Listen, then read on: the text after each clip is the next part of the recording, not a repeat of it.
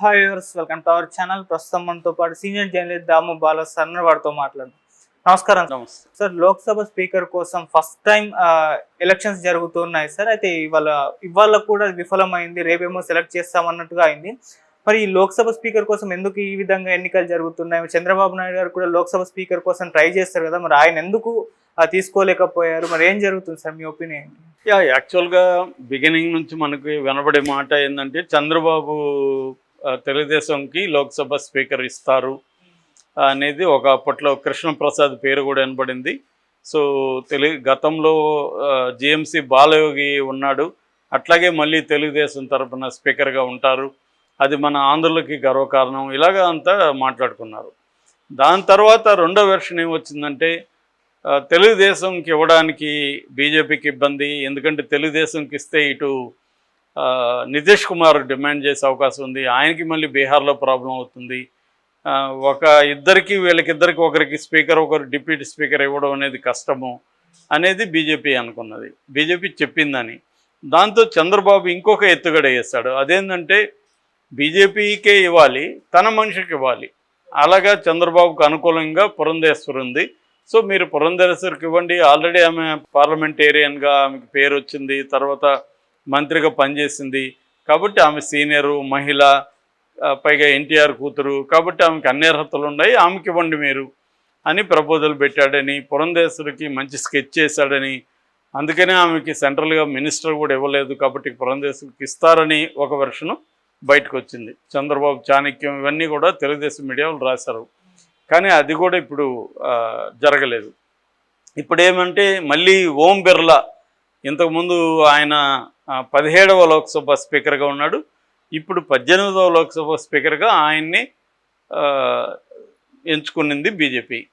So BJP ఎందుకు స్పీకర్ని పట్టుబడుతుంది, ఎందుకు మిత్రపక్షాలు కూడా స్పీకర్ని కావాలనుకుంటున్నాయంటే రేపొద్దున బీజేపీ ఇప్పుడు మైనారిటీలో ఉంది, 240 ఉన్నాయి, వాళ్ళకి 272 కావాలి.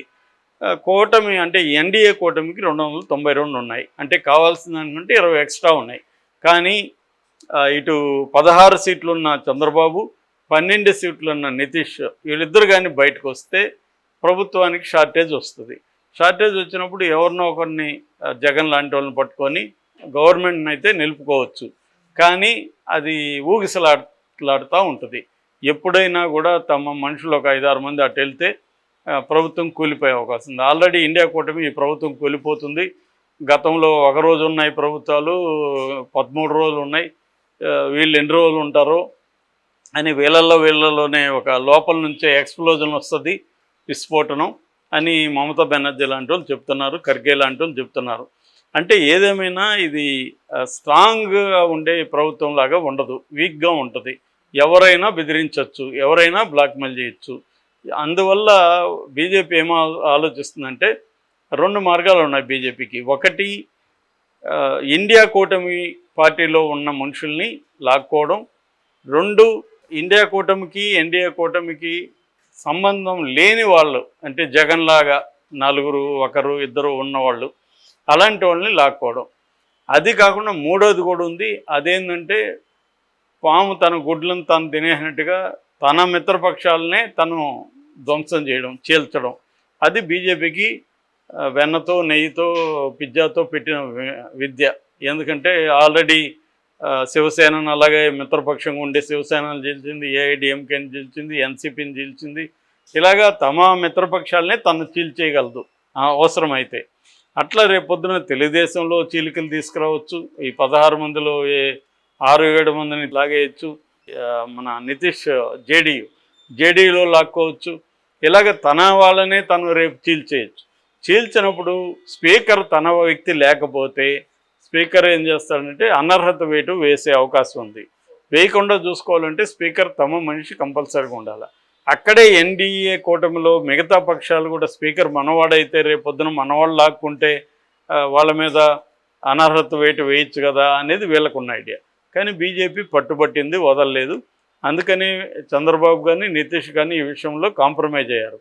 అందుకే చంద్రబాబు మీద ఇక్కడ జగన్ పెద్దగా విమర్శలు చేయట్లేదు ఈ విషయంలో, కానీ అక్కడ బీహార్లో విమర్శలు చేస్తున్నారు. అంతెందుకు మన ప్రశాంత్ కిషోరే అక్కడ విమర్శలు చేస్తున్నాడు. ఈయన నితీష్ కుమారు స్పీకర్ పోస్ట్ అడగట్లేదు, ప్రత్యేక హోదా అడగట్లేదు, చెరుకు ఫ్యాక్టరీలు అడగట్లేదు, మన పిల్లలకి ఉద్యోగాలు అడగట్లేదు. 2025లో జరిగే రాష్ట్ర ఎన్నికల్లో మాత్రం తనకు ముఖ్యమంత్రి అడుగుతున్నాడు, మళ్ళీ తనే ఉండాలని అడుగుతున్నాడు.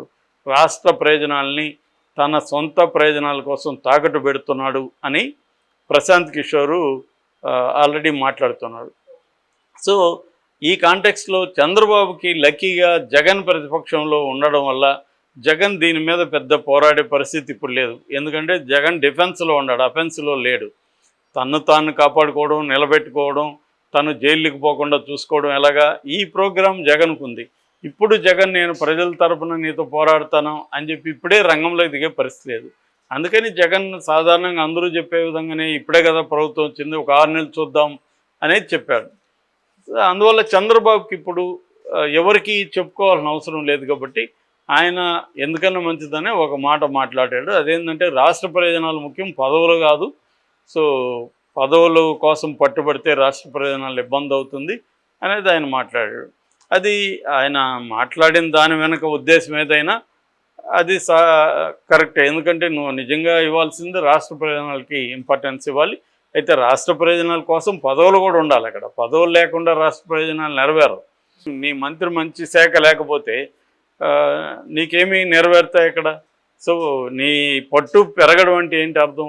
ప్రభుత్వంలో నీ పట్టు పెరగాలి, పెరిగితే కదా నీకు వచ్చేది, లేకపోతే నీకు ఎట్లా వస్తుంది?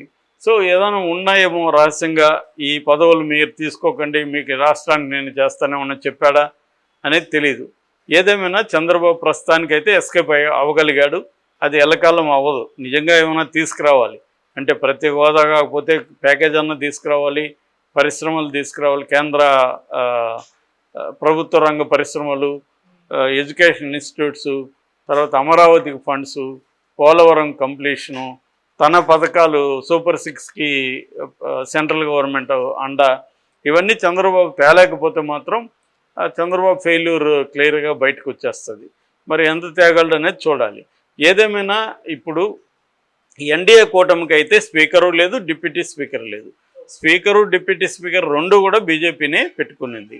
ఇక దీన్ని కన్విన్స్ చేయడానికి ఏకగ్రీవంగా, ఎందుకంటే ఇప్పుడు మనకి స్వాతంత్రం వచ్చిన కాలం నుంచి కూడా పార్లమెంట్లో లోక్సభలో స్పీకర్ అనేది ఎన్నికలు ఎప్పుడు జరగల, ఏకగ్రీవమే. అంటే ప్రతిపక్షాలతో మాట్లాడుకుంటారు. జనరల్గా సంప్రదాయం అంటే స్పీకరు అధికార పక్షం, డిప్యూటీ స్పీకర్ ప్రతిపక్షానికి ఇస్తుంటారు, బ్యాలెన్స్ అవుతుందని. కానీ ఈసారి ఇవ్వలేదు.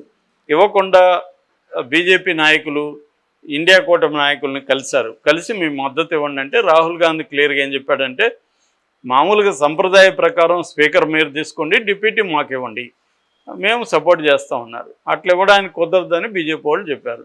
కుదరకపోతే మేము పోటీ పెడతామని ఇప్పుడు వాళ్ళు పోటీ పెడుతున్నారు. అతని పేరు కొడికొన్నల్ సురేష్ అని, కేరళ కాంగ్రెస్ నాయకుడు. ఆయన ఇంతకుముందు కేరళ ప్రదేశ్ కాంగ్రెస్ కమిటీ అధ్యక్షుడిగా ఉన్నాడు, వర్కింగ్ కమిటీ అధ్యక్షుడిగా ఉన్నాడు, 8 సార్లు పార్లమెంట్కి ఎన్నికయ్యాడు. అంటే సుదీర్ఘమైన పార్లమెంటేరియన్, ఆయన అనుభవం ఉన్న వ్యక్తి. సో ఆయన వివిధ పోస్టులు ఉన్నాడు. ఆయన క్షుణ్ణంగా పార్లమెంట్ని ఎలా నడపాలి అన్నీ తెలుసు. సో ఆయన కరెక్ట్గా దానికి సూటబుల్ వ్యక్తి కాబట్టి ఇప్పుడు వాళ్ళు పోటీలో నిలబెట్టారు.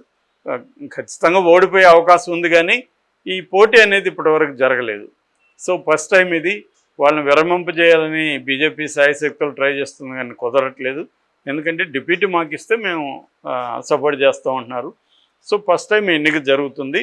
ఏదేమైనా బీజేపీ ఇప్పటివరకు చూసుకుంటే ఈ కొయిలేషన్ ప్రభుత్వంలో బీజేపీ తన పట్టు అయితే నిలుపుకునేది. మంత్రివర్గ కూర్పులో కావచ్చు, తర్వాత తను అనుకున్న పాలసీల్ని ముందుకు తీసుకెళ్ళడం కావచ్చు, ఇప్పటివరకే పట్టు నిలుపుకుంది. అయితే కొన్ని విషయాల్లో బీజేపీ కాంప్రమైజ్ కూడా అవుతుంది. ఫర్ ఎగ్జాంపుల్ అగ్నివీర్ పథకాన్ని సవరించమని ఎప్పటి నుంచో నార్త్లో అనేక మంది మాట్లాడుతున్నారు. ఈవెన్ నితీష్ కుమార్ కూడా మాట్లాడాడు.